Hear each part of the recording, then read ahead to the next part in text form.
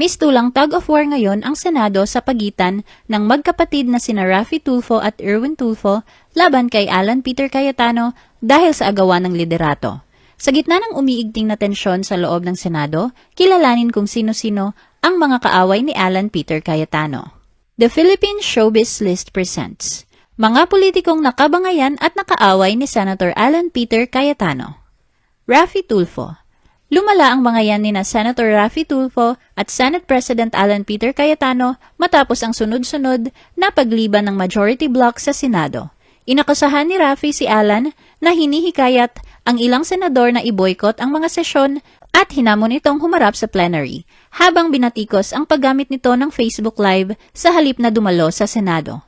Bilang sagot, iginiit ni Alan na ang katapangan ay nasusukat sa pagtupad sa tungkulin, hindi sa pagtanggap ng mga pampublikong hamon. Aniya, ang Senado ay isang seryosong institusyon at hindi dapat gawing parang reality show o radio program. Kasabay ng paghamon kay Raffy na patunayan din ang kanyang political independence. Lord Alan Velasco. Noong 2020, naging mitsa ng malaking girian sa Kamara ang term sharing agreement para sa House Speaker. Tumanggi noong una si Alan na bumaba sa pwesto para kay Lord Alan Velasco na nagdulot ng tensyon at nauwi sa pagkakatanggal ni Alan bilang Speaker. Antonio Trillanes. Noong una ay magkasama sina Alan at Antonio Trillanes sa Nationalista Party at parehong bumatikos kay Jejomar Binay. Ngunit naging magkaribal nang magbanggaan sila sa pagka-Vice President noong 2016 election. Nagkaroon din sila ng mga sagutan sa Senado hinggil sa mga isyu ng pambansang seguridad at pamamalakad ng gobyerno. Juan Miguel Zubiri. Naging viral ang matinding sagutan at muntikang pisikal na komprontasyon ni Alan at Senator Mig Zubiri sa Session Hall noong September 2024. Kaugnay ng usapin tungkol sa Embo Barangays sa Taguig at Makati.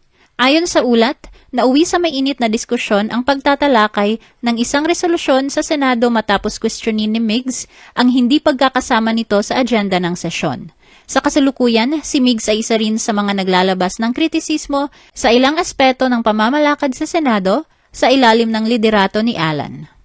Mike Arroyo. Noong panahon ng Arroyo administration, si Alan ay naging isa sa pinakamatinding kritiko ng pamahalaan. Inakusahan niya si First Gentleman Mike Arroyo ng pagkakaroon ng mga tagong yaman sa ibang bansa tulad ng Hupo Finance Bank sa Munich na nagresulta sa mga kasong libel laban sa kanya. Laila de Lima. Noong panahon ng Administrasyong Duterte, si Alan ang isa sa pinakamatinding tagapagtanggol ng war on drugs. Naging mortal silang magkaaway sa politika ni Laila de Lima na humantong pa sa paghingi ni Laila na ipaaresto si Alan sa International Criminal Court noong March 2025. Jejomar Binay. Pinangunahan ni Alan ang Senate Blue Ribbon Subcommittee hearings na nag-imbestiga sa mga alegasyon ng korupsyon laban kay dating Vice President Jejomar Binay kaugnay ng Makati Parking Building, isang isyong nakaapekto sa kanyang kampanya noong 2016. Dahil dito, lumalim ang hidwaan ng mga Cayetano at Binay sa larangan ng politika.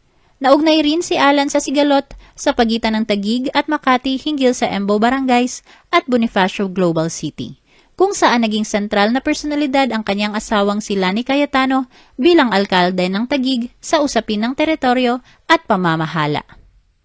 John Vic Remulla. Nagkaroon ng mainitang palitan sina Alan at Interior Secretary John Vic Remulla sa Senado noong June 1, 2026, kaugnay ng pag-aresto kay Senator Jinggoy Estrada. Tinutulan ni Alan ang pagpapatupad ng arrest warrant sa loob ng Senado at iginiit na dapat itong gawin sa labas bilang paggalang sa institusyon. Tumutol naman si John Vic at binanggit ang umano'y na unang insidente ng pagtakas ni Senator Bato de la Rosa mula sa protective custody ng Senado. Sa kabila ng pagtutol, itinuloy ang pag-aresto kay Jinggoy at dinala siya sa Camp Crame na lalo pang nagpalalim sa sigalot sa Senado matapos manawagan si Alan ng boycott sa sesyon na tinutulan ng minority bloc. Erwin Tulfo. Pinayuhan ni Senator Erwin Tulfo si Alan na magpakonsulta sa psychiatrist matapos nitong batikusin siya at si Senator Raffy Tulfo sa gitna ng sigalot sa Senado. Nanawagan din si Erwin at ang minority bloc ng pagbibitiw ni Alan dahil umano sa krisis sa liderato at sunod-sunod na pagkaantala ng mga sesyon dahil sa kawalan ng quorum. Sentro rin ng alitan ang 11-11 na hati sa Senado at ang usapin sa Blue Ribbon Committee kung saan inakusahan ni Erwin C. Alan na pinoprotektahan ang kasalukuyang pamunuan. Tinawag pa niya itong kapit-tuko at binatikos ang paggamit nito ng Facebook Live sa halip na tugunan ang mga problema sa Senado. Samantala, ipinagtanggol naman ng majority bloc ang kanilang mga hakbang na anilay may kaugnayan sa mga internal na usapin at kasarinlan ng kapulungan. Lino Cayetano. Inamin ng direktor at dating Taguig Mayor Lino Cayetano na nagkaroon ng matinding sigalot sa kanilang pamilya dahil sa magkakaibang pananaw at desisyon sa politika.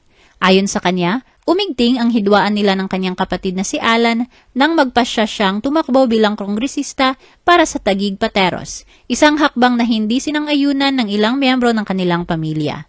Sa gitna ng usapin, binigyang diin ni Lino ang kanyang paninindigan laban sa ilang tradisyonal na kalakaran sa politika at iginiit na hindi sapat ang paghingi ng tawad o repentance kung walang kasunod na tunay na pagbabago sa pamumuno. Sa kabila ng mga hindi pagkakaunawaan, nananatili ang kanyang paniniwala na dapat maihiwalay ang personal na relasyon ng pamilya sa tungkulin at serbisyo sa publiko. Taong 2022 pa, nang huling nakasama ni Lino si Alan.